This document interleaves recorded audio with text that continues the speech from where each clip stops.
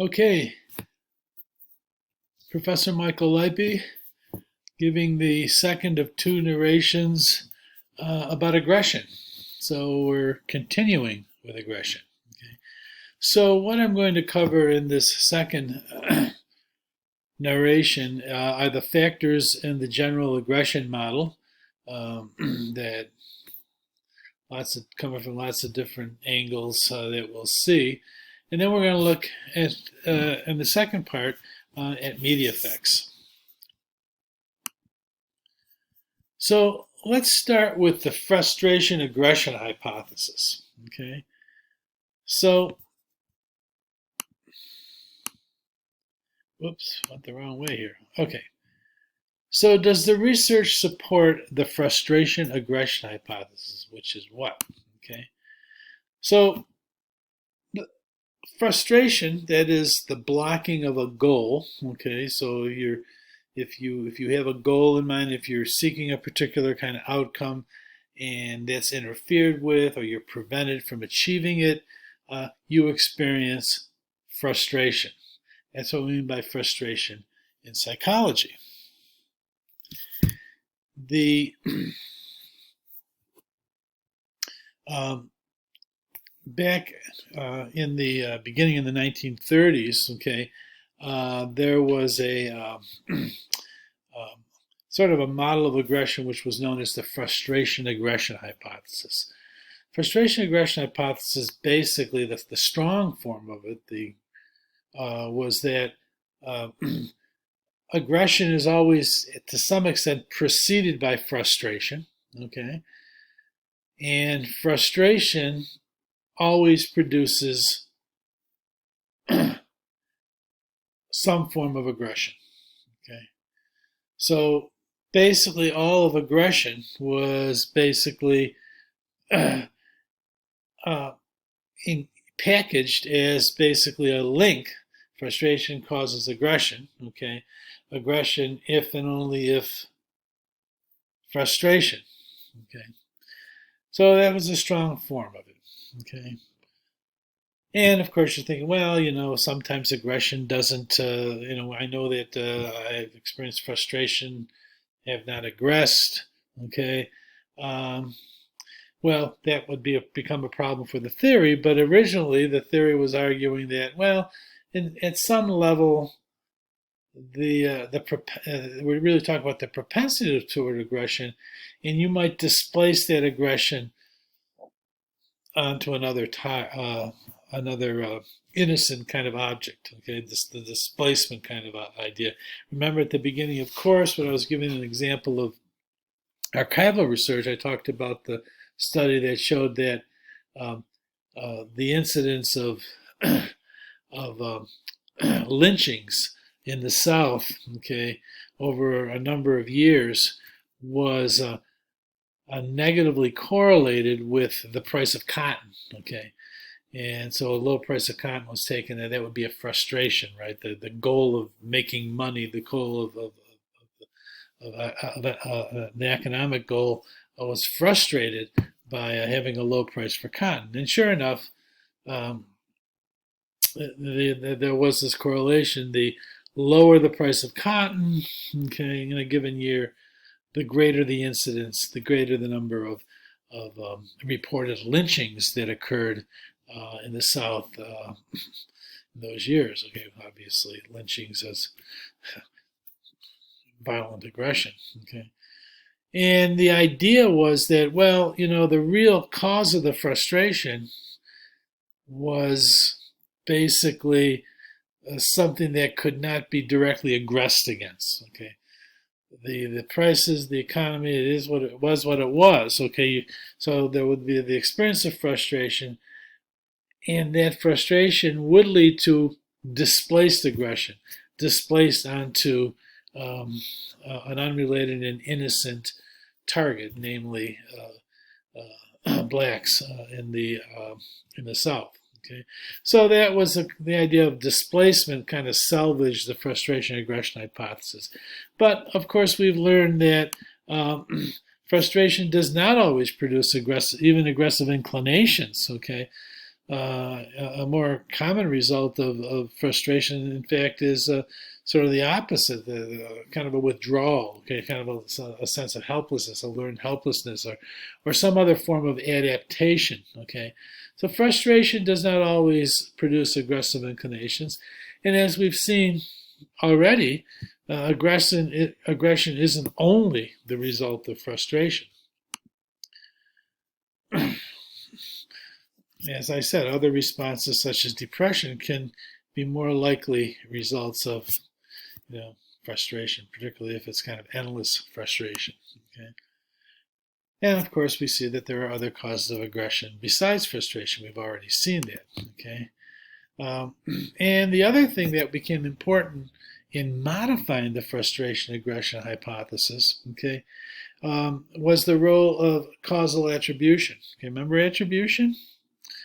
Well, the idea is that frustration in which you, if a goal of yours is blocked, say by another person, okay, and you see that person as the cause, okay, as basically the direct cause of your frustration, okay, then you're more likely to, then you're likely to, at some level, aggress against that person. Okay? But if your attribution analysis suggests that, well, this target, this other person, is not really the cause, okay, caused by something else, you're not likely to, that's not likely to get the frustration leads to aggression kind of phenomenon, a relationship going. Okay, so causal attributions, okay, and related to that, of course, is the role of intent. Okay, even when people feel that another person has created the frustration for them, okay, if they don't perceive that it was intended, if they perceive it was unintended, okay, then you're less likely to see that leading to aggression. Okay, but if intention, making the attribution that the person intended to cause that, and then this frustration is really critical. Okay, so there are all these modifications to the frustration aggression hypothesis. So we know they're related, but it's not in this if and only if kind of way. So we talked about displacement, okay, aggressing against a substitute target because aggressive acts against the source of the frustration are inhibited by fear or lack of access, okay. So we saw that correlational study, which was kind of on a macro level that deal with individuals, okay, and was archival, okay. But it was consistent with the idea of displacing your frustration, the experience of frustration, that is the blocking of a goal, which leads to the psychological sense of frustration, okay, might be you can't directly aggress against or change the cause of the frustration, so you do the displacement. Okay? There's very good evidence for that, even on an individual level, person-to-person level.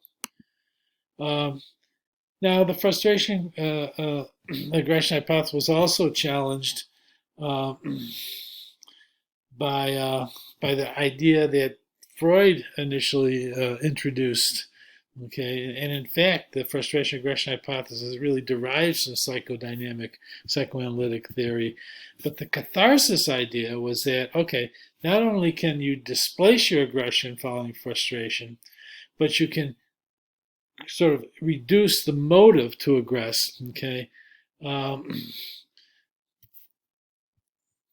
by sort of imagining aggression, observing aggression, or actual acts of aggression. Okay, so the whole idea is that if you go out and you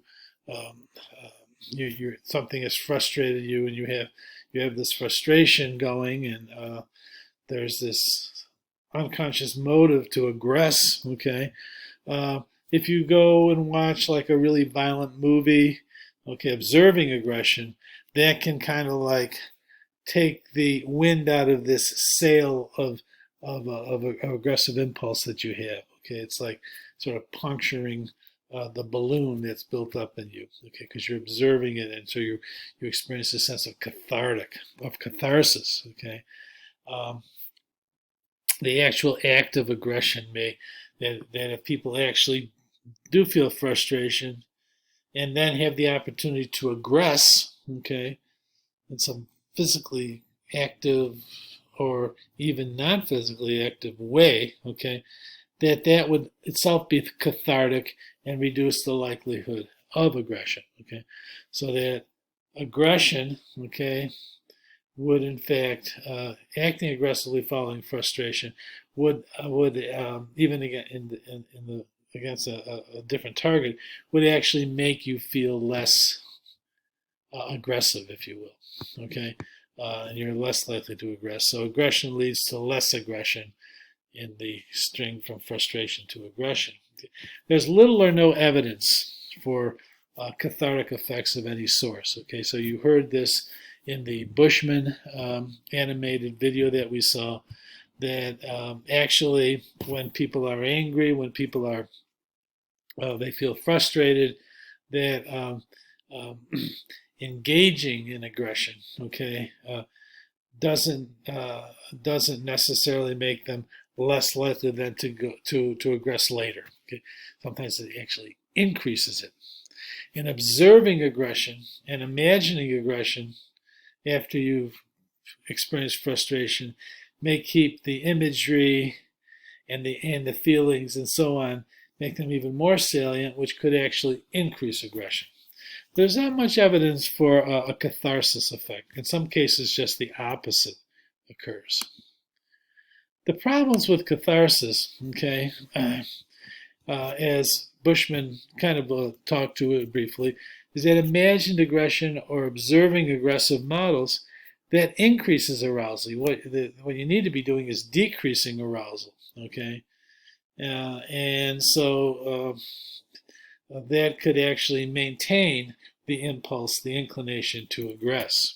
Okay, um, so it's true that actually going out and engaging in some aggression, okay, um, it can lower your arousal. Okay, you, in a sense, as the saying goes, you let off some steam, right?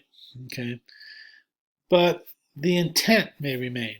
Okay, the intent to hurt or to go after the um, uh, the source in your mind of the frustration, that content can remain even though you're feeling less aroused. Okay, so cold-blooded, if you will, aggression can still occur even if you've quote let off some steam. Again, catharsis may not reduce feelings of hostility and anger. Okay, it may lower your arousal, but the cognitive components of the hostility and the anger are still there. And even relatively low levels of aggression may loosen restraints against more violent behavior. So, if someone is feeling a frustration, okay, has been frustrated, and they engage in a minor amount of aggression in retaliation, if you will, okay, that may loosen the restraint rather than making the big hit of aggression less likely. It may loosen the restraints, and the more violent behavior may be more likely to occur if you've engaged in a little bit of aggression. Okay, kind of like a foot in the door at some level. Okay, so Leonard Berkowitz, okay, comes along and becomes the major theorist in the study of aggression from the 60s through the 80s and into the 90s, okay, and did a ton of research and brought together a lot of research in terms of review, and he put forth a revised frustration aggression hypothesis, okay. And the argument that Berkowitz made is that, well, frustration, when a goal is blocked, when a goal is thwarted, when some outcome we're seeking is denied us, okay, that's frustration, okay, and we experience a sense of frustration. Okay, and we experience it. It's an unpleasant experience. Okay, to be frustrated, right? Okay. But frustration is just one of many unpleasant experiences that can lead to aggression by creating negative, uncomfortable feelings, as frustration does. Okay? Uh, and Berkowitz's theory is that it's not frustration itself, it's the negative feelings that can trigger aggression. Those feelings can be created by lots of things other than frustration. Basically, anything that creates a lot of discomfort. So here's a classic archival study, okay, which sort of reports, okay, on the effects of heat, okay. Hot, hot, hot. It's an uncomfortable, okay, feeling, right? When we're hot, it's hot and humid, it's a very uncomfortable thing. And when is it warmest? Okay, well, it's warmest in the summer. Okay, uh, and so what was plotted in this, looking at records, it's archival research, was looking at the percentage of uprisings, okay, family disturbances, rapes, assaults that occurred as a function of the season. And as you can see very clearly, that for all of these kinds of forms of aggression, okay, they're exceedingly most likely, okay, in the warm months, okay, in the summer, okay, much more likely for any of these things to occur as a percentage of the yearly total of, so a greater percentage of these things per year occur in the summer hottest months than in the spring, winter, and fall. Okay, so that's consistent with the revised frustration and aggression hypothesis. The hotter it is, the more unpleasant it is, and therefore the more likely we're going to see violence, we're going to see aggression.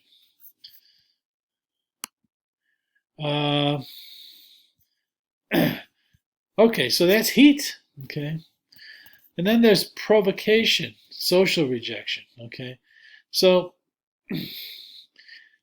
we've seen the negative affect. Oh, we know that insults create negative emotions, right? Negative affect, negative feelings when we're insulted or rejected. Okay. Well, negative insults and social rejection increase the likelihood of aggressive responses, okay? And not just in young men from the South. Okay, that's it's a general kind of finding. Okay, negative affect of insult or social rejection increases the likelihood of aggressive responses. Okay, and indeed, what's the most significant risk factor in adolescent violence? Okay, social rejection. Okay, ostracism. Okay, beginning with Columbine. Okay, the first of the mega mass school shootings. Okay, the two attackers were basically social isolates. Okay, they experienced a lot of social rejection. They went out and shot up the school and killed 15 people, and we see this in case after case of the school shootings and in other kinds of shootings. So social rejection is just uncomfortable.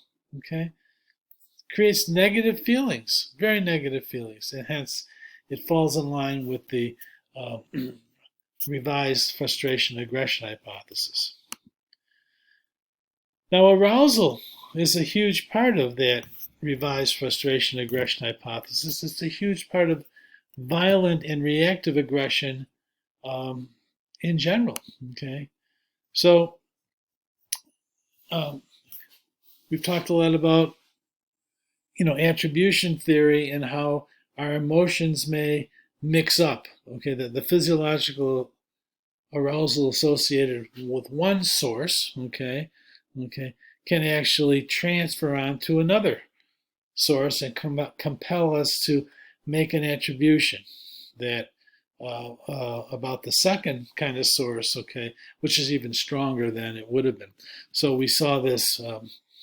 The most recent example was when we were talking about, back a couple of chapters ago in the discussion of attraction, right? Remember the bridge study, okay? So the scariness of being on the bridge, okay? That created arousal, okay? And that arousal, okay, sort of transferred to the emotional response associated with the young woman who interviewed the bridge crosser, the scary bridge crosser at the end of the bridge, and the participants liked her more and asked for dates more readily later if they had been on the scary bridge, which created all the arousal, or versus a safer bridge. Okay, so we've seen excitation transfer in action in the case of attractive interpersonal attraction. It's also been found very readily in research on aggression. Okay, so studies have been done in which people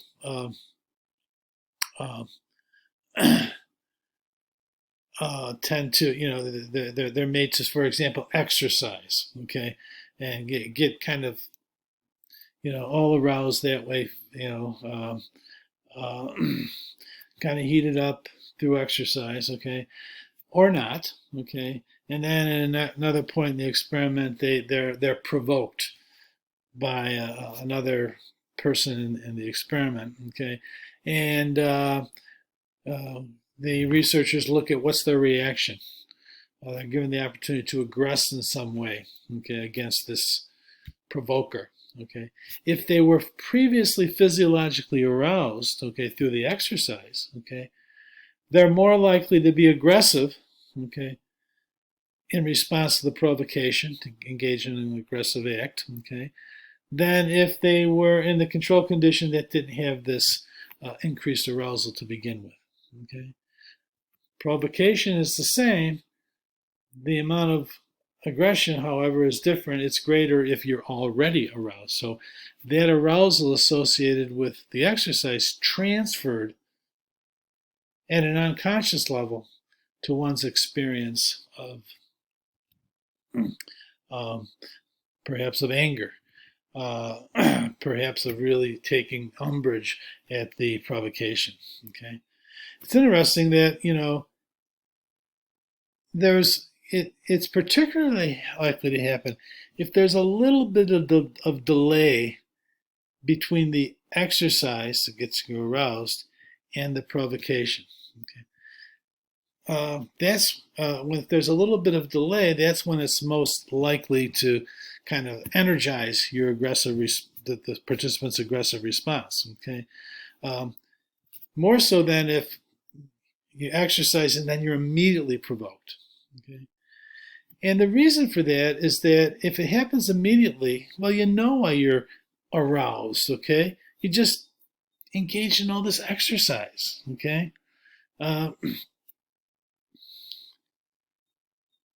So, you're not going to misattribute to. They're going to be less likely to going to transfer that over to your, your response to this the person who provoked you.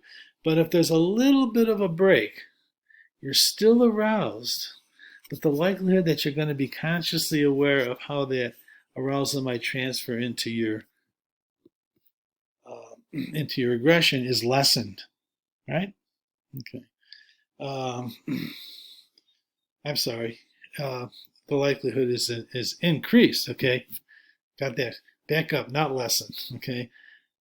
So if there's aroused by exercise, little break in the action, provocation, that creates the most likelihood of aggression because the transfer is more of your remaining arousal is more likely because you're no longer really consciously aware of the source of whatever arousal you're experiencing, okay?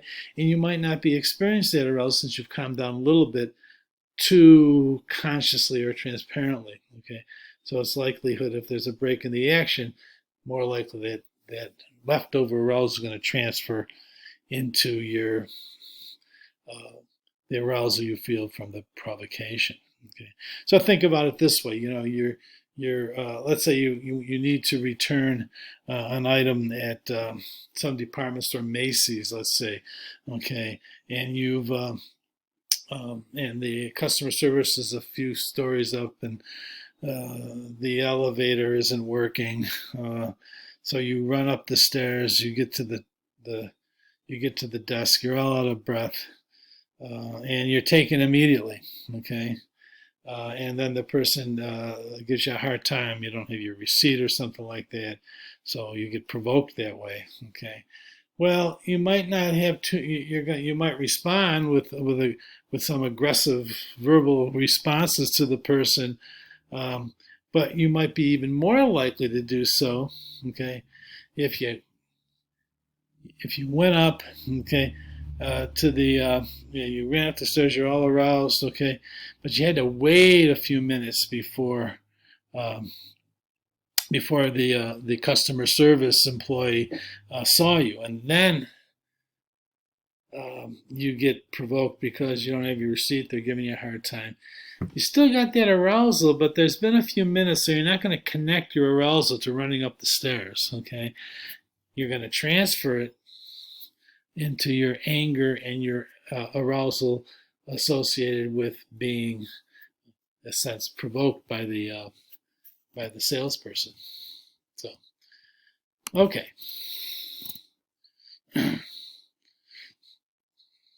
So, okay. All right. Well, intensity of the arousal is important, and the type of emotion, so if it's, you're not going to get too much excitation transfer, even if you're aroused tremendously. If the arousal was just something extremely funny happened, and you laughed and laughed and laughed, and you got really aroused by it, you may not convert that or transfer that to your response to a provocation. So that's what we mean by the type of emotion produced by a stimulus. Okay, let's talk about thoughts.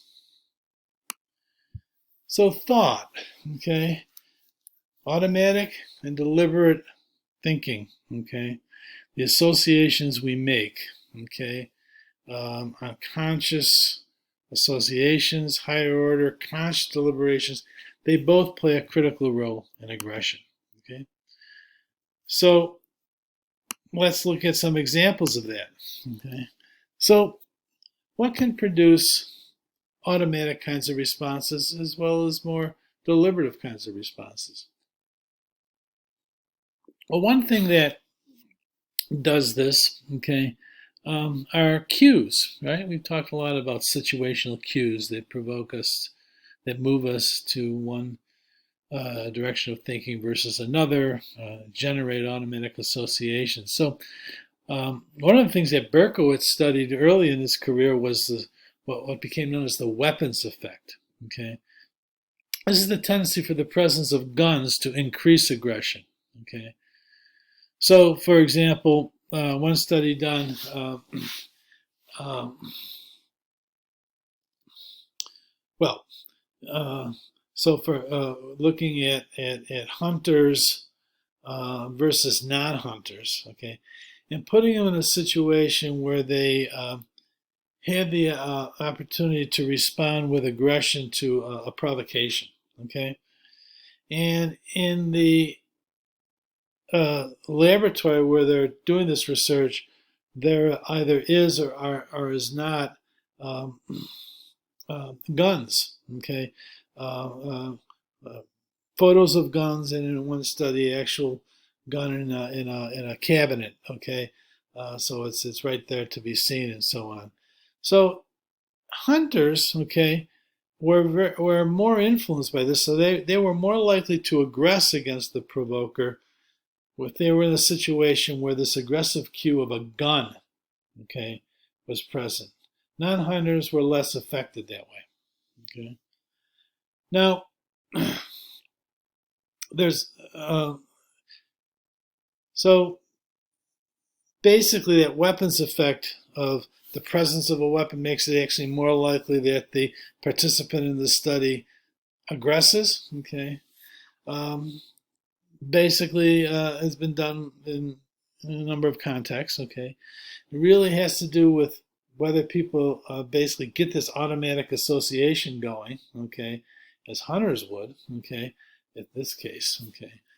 Now, any object or external characteristic that's associated with successful aggression or with pain or unpleasantness can serve as an aggression-enhancing situational cues, okay. So, for example, in some cases, subliminal exposure to words that we associated with hot temperatures, okay, like scalding, okay,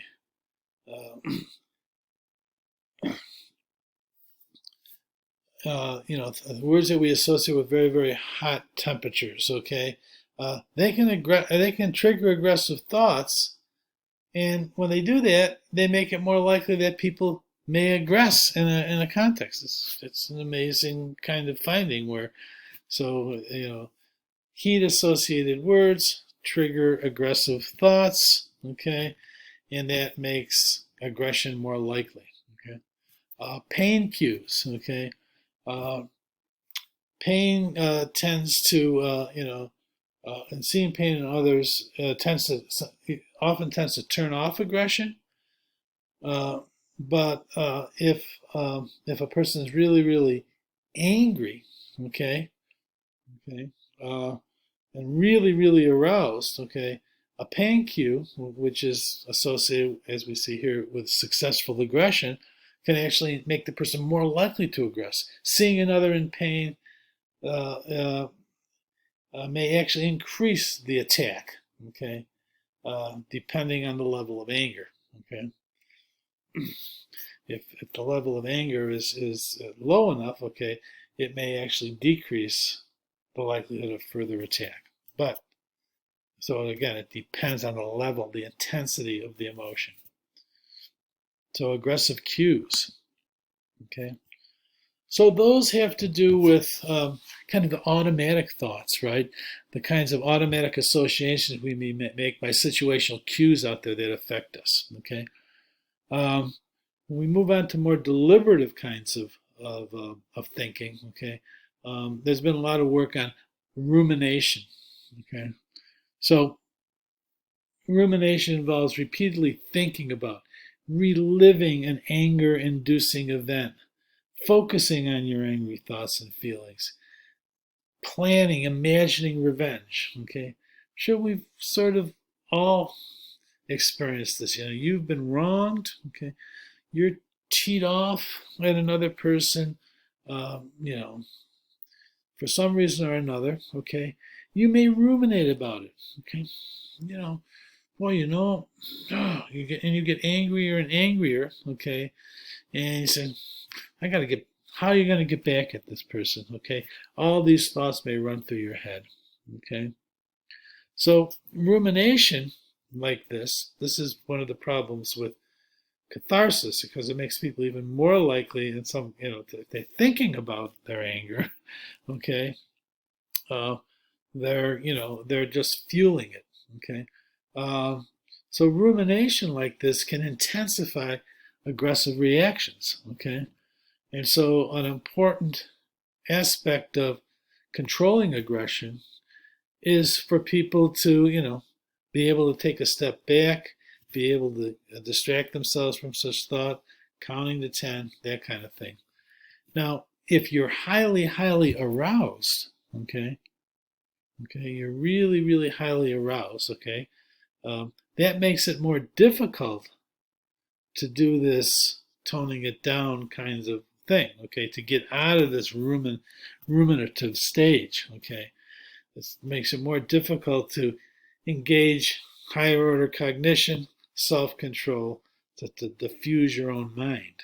Okay, people differ in terms of their ability to do that, but the level of anger and the intensity of the arousal play a lot of part in terms of turning it off.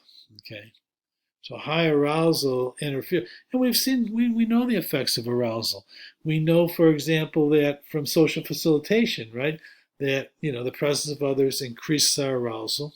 So if it's a difficult task that's going to require a lot of skill, a lot of having already learned kind of stuff, a lot of expertise, it becomes harder to do it.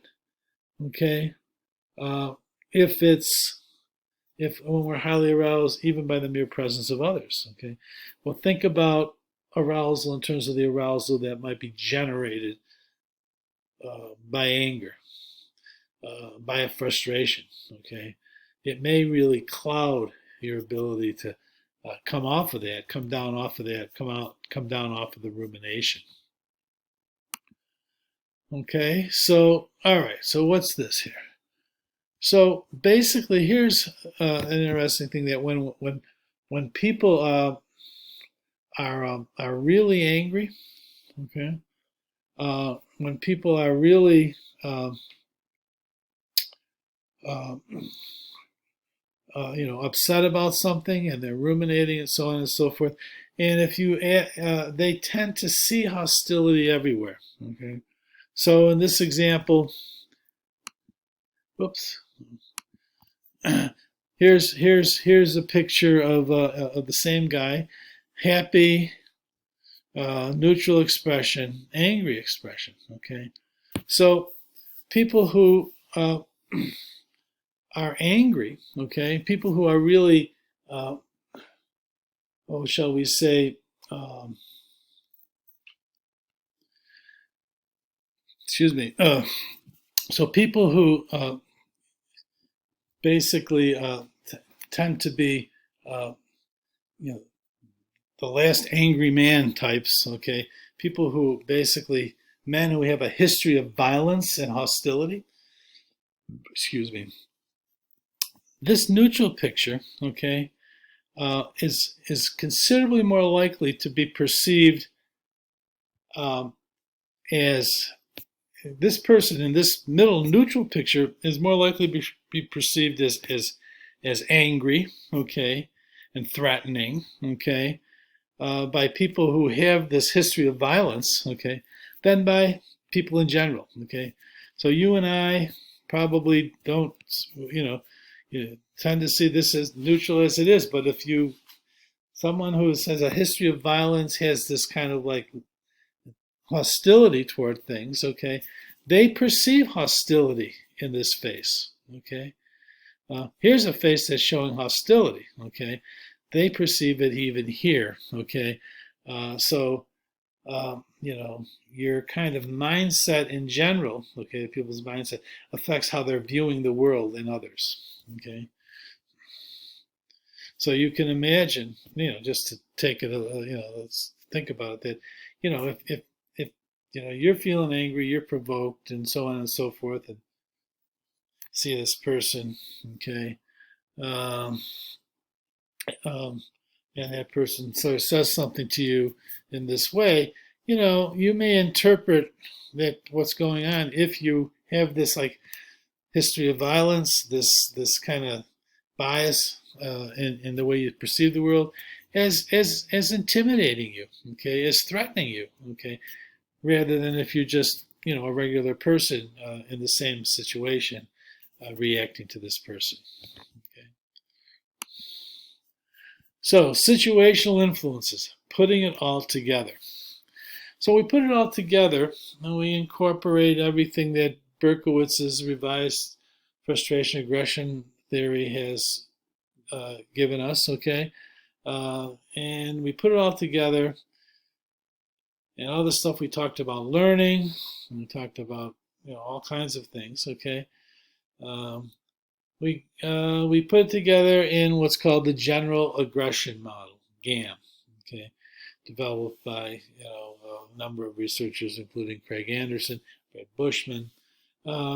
So basically, whether aggressive behavior is likely depends in part on the outcome of higher order thinking.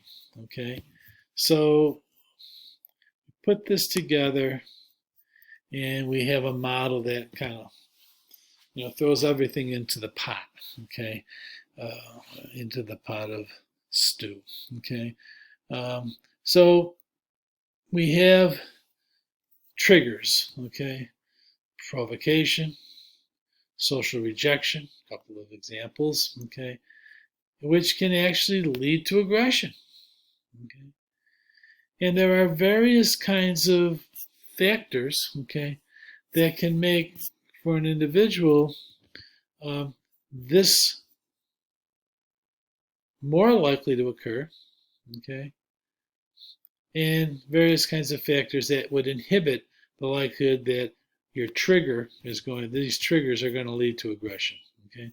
So over in terms of the facilitators of aggression following the triggers, we can look at things that basically create a readiness to aggress, okay. Traits, okay, trait aggression, trait aggressiveness. The textbook talks about the dark triad of traits among the big 5 traits. Okay, having low empathy. Okay, read about the dark triad of traits in the Casson text. Okay, history. Okay, aggressive role models. Have you seen them rewarded? Okay, has there been lots of media violence in the person's diet of media? Okay, lots of aggressive cues in this situation. Okay, affect, arousal, cognition.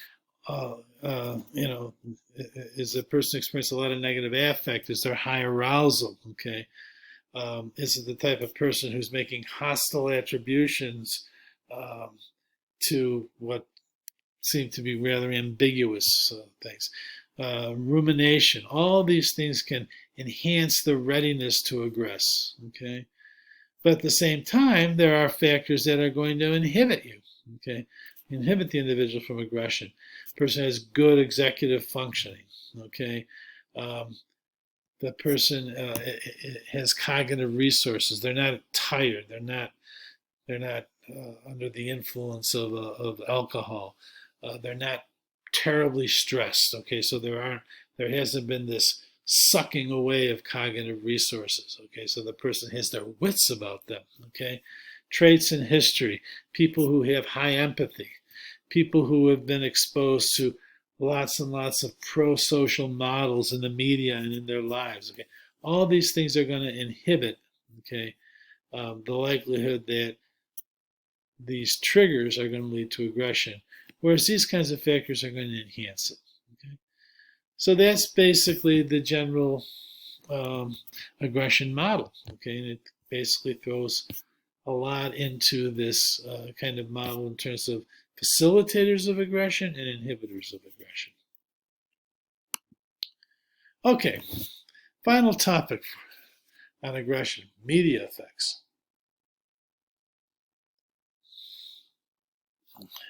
So for decades, researchers, really beginning with the advent of television in the 50s, researchers have studied in all kinds of areas: communications, psychology,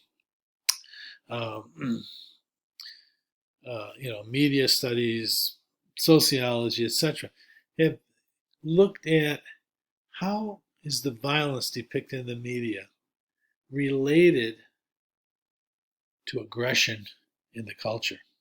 Okay,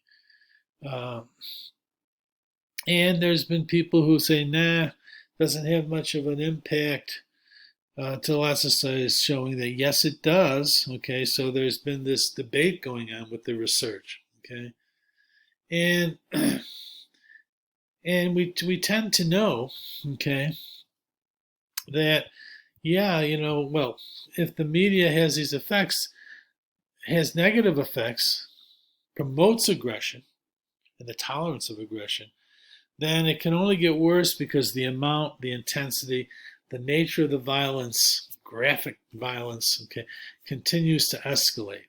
Okay, it's a global phenomenon.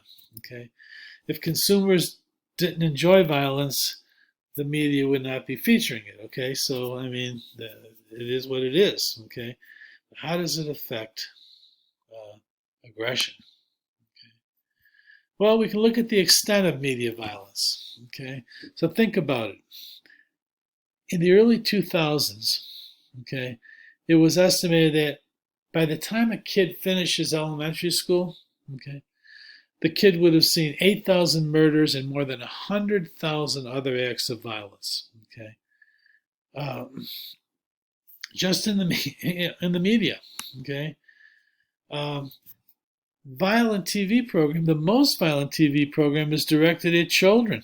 Okay, cartoons tend to be violent.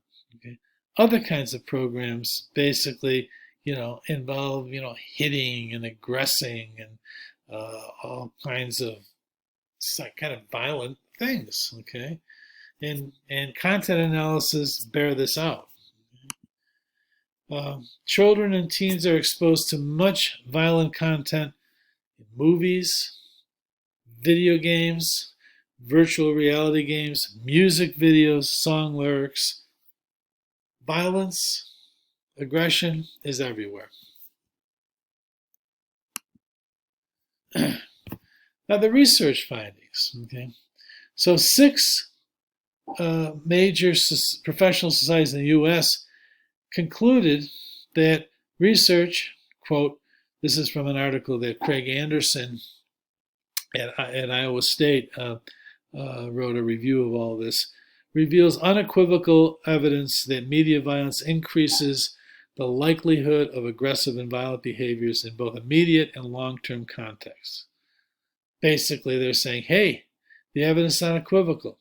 Violent behavior depicted in the media begets violent behavior in the culture. Okay, and that has to do both with not just violent behavior, physical behavior, but relational aggression.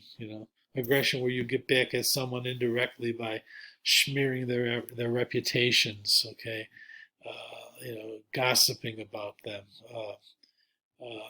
turning their friends away from them. That kind of so-called relational aggression. Okay, and yet it's not necessary nor sufficient to cause real-world aggression, but it's by itself. Okay, but it's a contributor to it. Okay, it is a big contributor to it. Okay, increases the likelihood. So let's look at mega aggression in the media. Okay, I'm going to show you. I think this is about 10, 12 years old, but it's a great little clip of some of George Gerbner's who recently passed away. He was a communications professor who was probably one of the most influential people in the study of aggression and media effects. Okay, and you can find this video, okay, in the video theater by the name of The Killing Screens. But let's watch it here. Okay.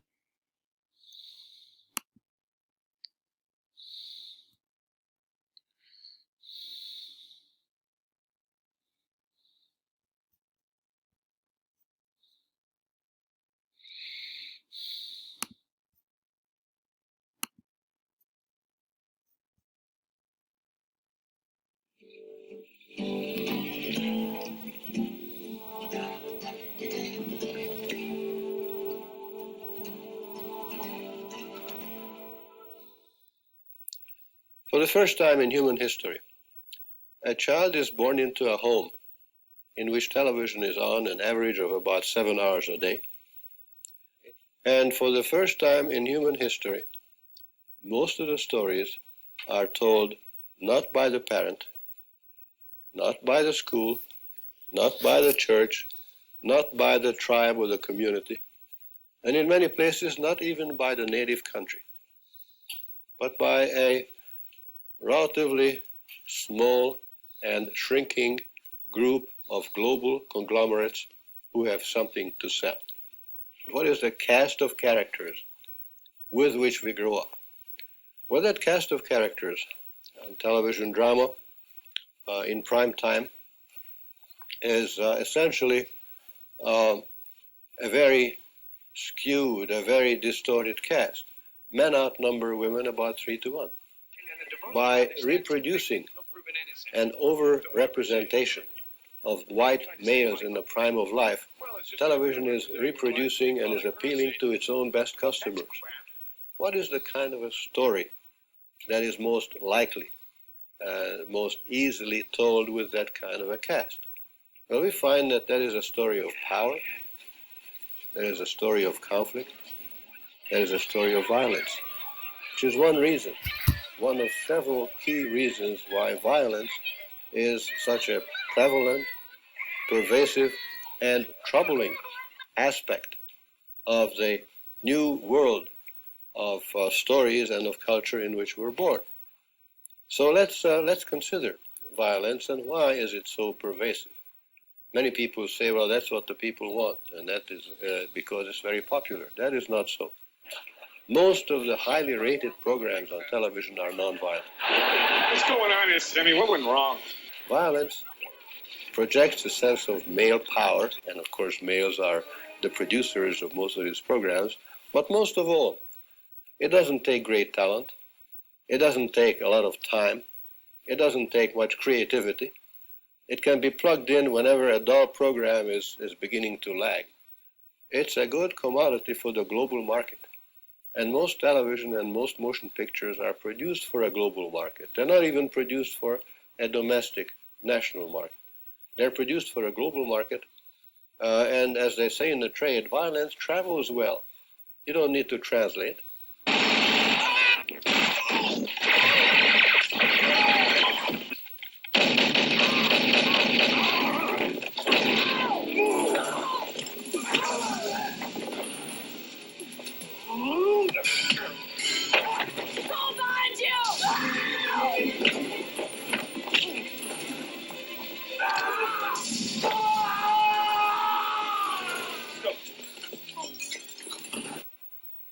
Humor is culture bound. It's more expensive to produce.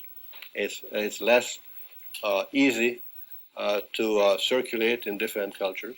So that global marketing imperatives make violence an excellent commodity and inject it into our lives in a way that has never happened before. It's violence that is entertaining, that is thrilling.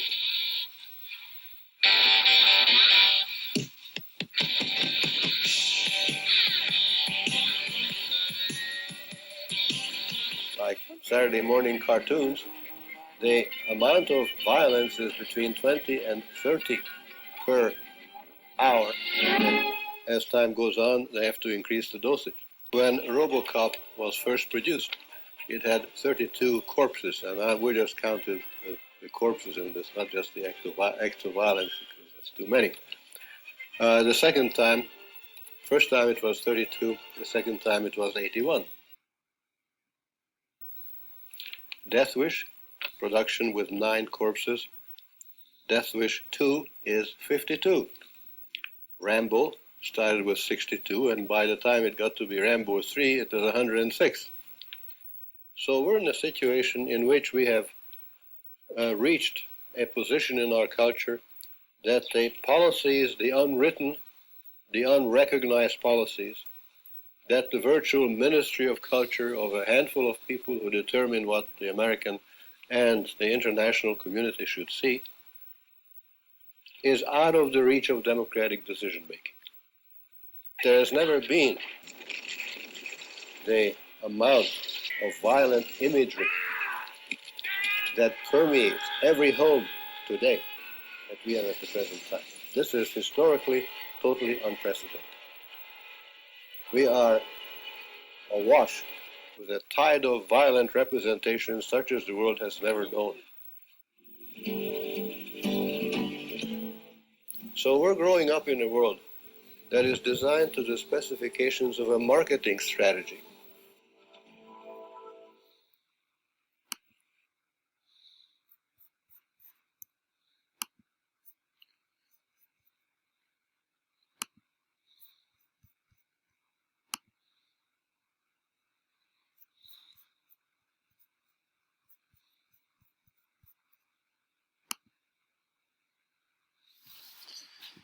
So there you have it.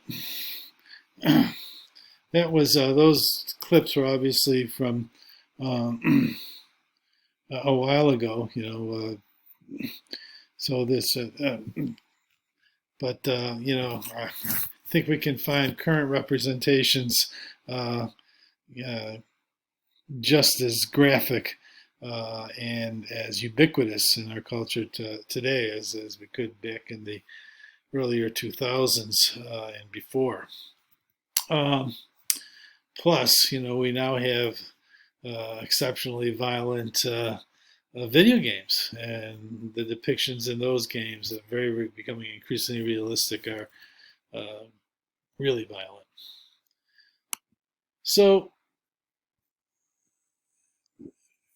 one of the things that can be looked at is copycat violence. Okay, that is, after something extremely violent comes out, okay, with perhaps an interesting to people kind of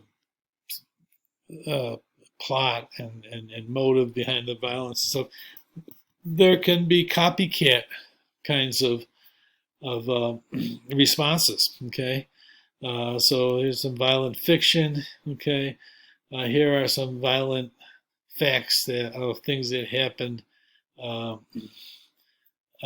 after these movies were released, okay, or particular songs. So, "Fuck the Police," song by gangster rap group NWA. Rifles used in the shooting of a police officer in North Carolina were emblazoned with the letters NWA, just as one example, okay.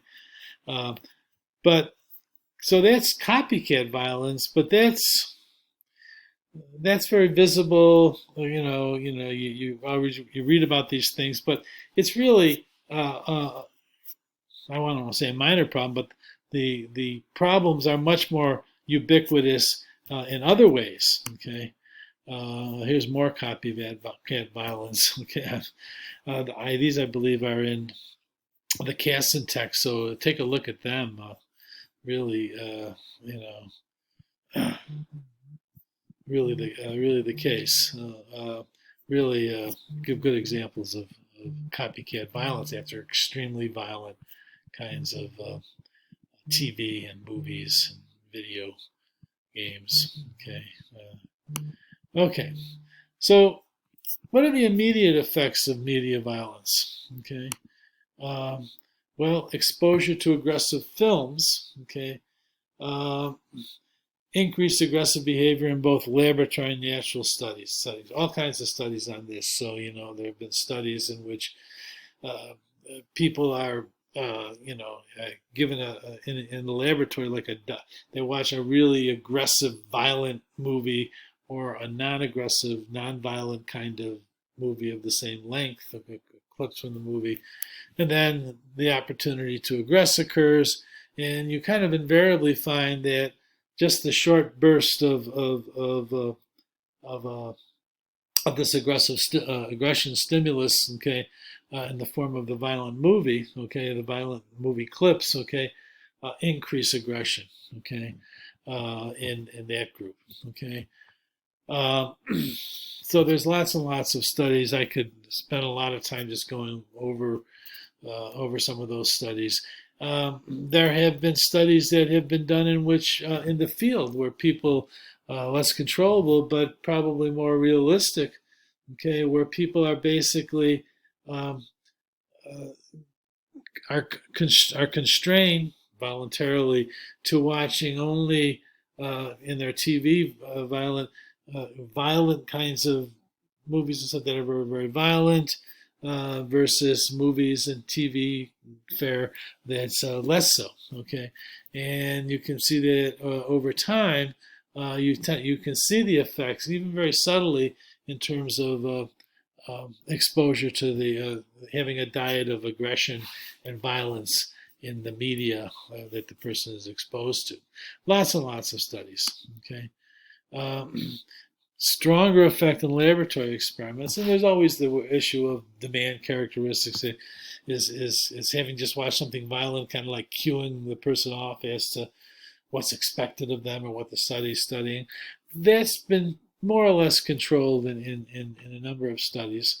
Okay, um, but the one of the reasons for the effect is that you're making it, the thoughts and stuff associated with it uh, really salient. Okay, because it's just recently happened in this laboratory kind of study.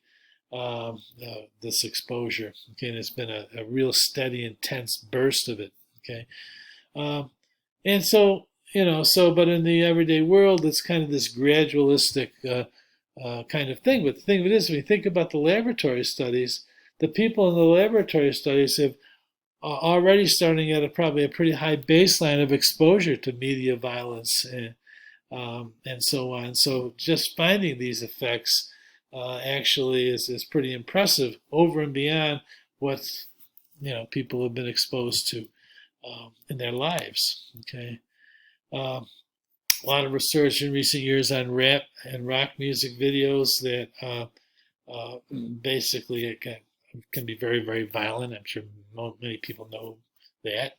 Okay, it's been associated with greater acceptance of violence in general and violence toward women in particular. Evidence suggests that playing violent games can increase aggressive thoughts and behaviors. So here's a study that was done looking at playing violent and pro-social video games. Okay, so that you have people engaging in very violent video games.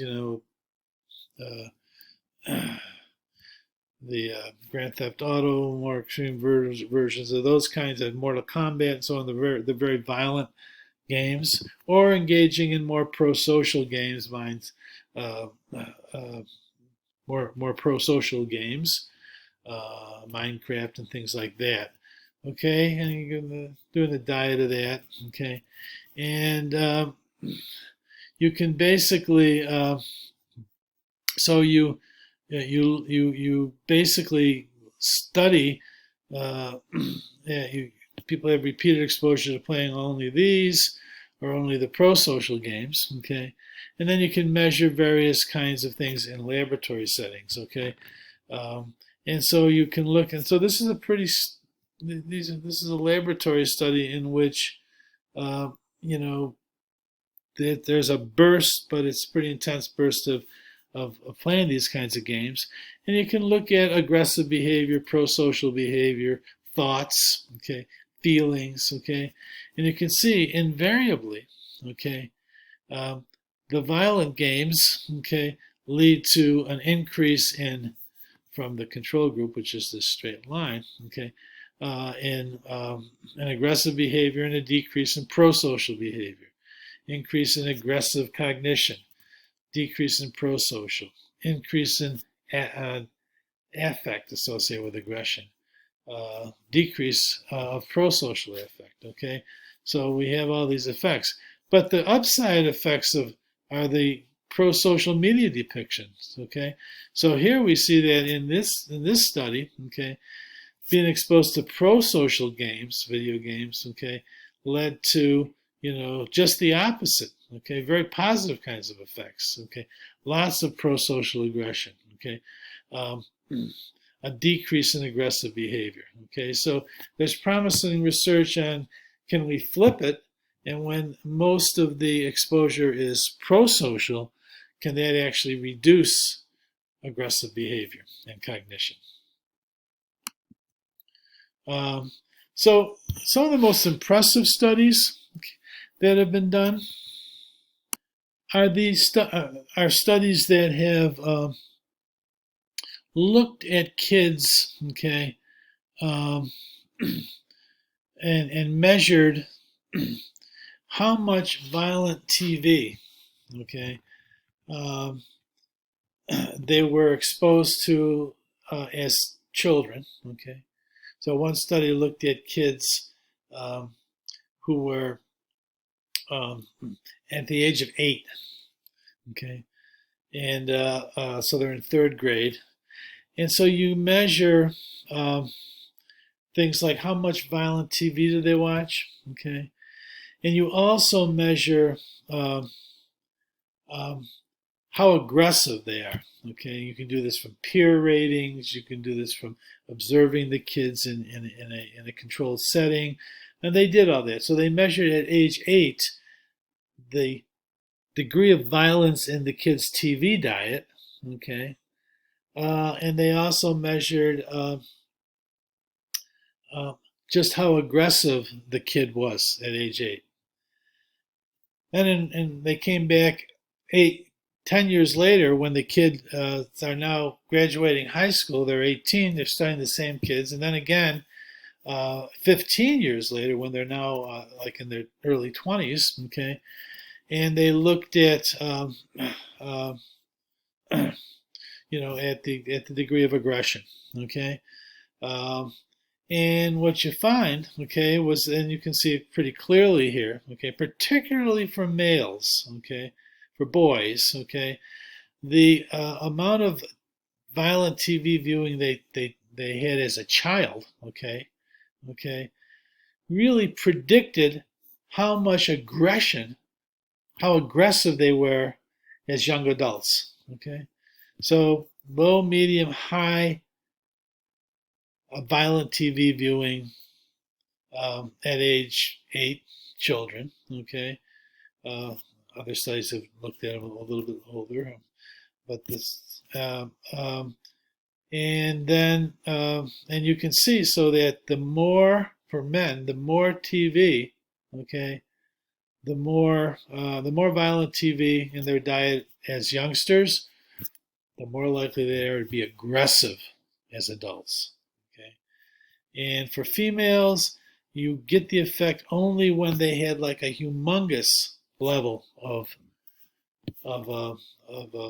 TV, a violent TV viewing as children. So the effect is particularly strong for males. Only occurs for females if they were, they had hyper amounts of violent TV viewing as children. And they've been able to partial out, okay. Oh, maybe it's because they the families that they were in kind of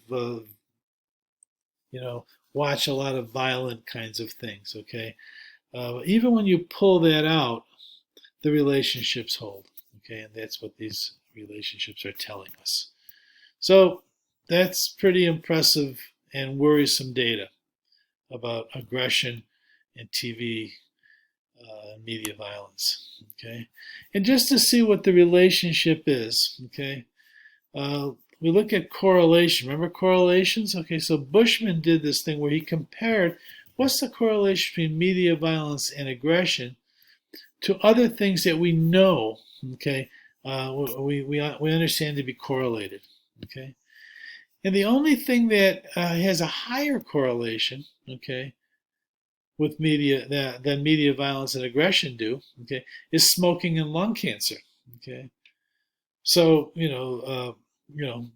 we think about homework and academic achievement. Yeah, there's a positive correlation, but it's notably smaller than the correlation between media violence and aggression, okay, and so on, okay.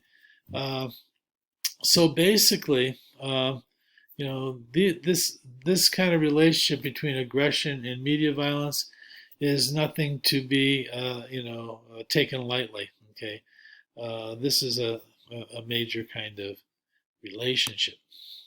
Okay, so how does exposure to media violence have long-term effects? Okay, well, aggression becomes seen as more legitimate and even necessary for resolving conflicts. If you're raised on a diet of watching a lot of aggression, particularly violent aggression, okay, you come to see aggression as a more legitimate kind of behavior, and is a legitimate, even necessary way for solving problems. We become desensitized to violence and therefore more accepting of aggressive behavior. Okay? So we're desensitized. It doesn't bother us as much as it should and it in times past did. Okay, being exposed to real violence in the real world. We take it for granted. We're more accepting of aggressive behavior as just a part of life. Okay, habituation, okay, occurs. Beyond just being more accepting of it, okay, it doesn't have the impact. Okay, we're habituated. It doesn't produce the kind of negative feelings or even the outrage or the disgust that it might have. We become habituated to it. Okay. Our values and our attitudes are changed through cultivation, which is what Gerbner talks about. Okay, so cultivation, kind of the culture. In the culture, if all this violence, okay, is there, okay, and we're seeing it all, well, it's going to compel an adjustment to the extent to which we value nonviolence, okay, the extent to which we have accepting attitudes or not so much attitudes. And it's not just through the exposure, okay, but it's through the whole thing permeating the culture, the collective kind of exposure, okay. So because of the mass media, we come to see the world as much more violent than it really is, okay. And that's true, okay. I mean, there's crime. There's a lot of crime, okay. There's a lot of violence, okay. But we actually see it, okay, as a culture. Most people, when they're asked to estimate how much it happens, they pretty clearly overestimate how much violence there really is in the world. Okay, and that was one of the themes that Bushman in his video that was in the previous narration kind of emphasized. Steven Pinker's theorizing. Okay, well, I guess that's the end of the show. Okay, so all right, so that's it for now. Okay, I guess that's it for aggression, and it was a pleasure speaking to anyone who's watching today. Take care.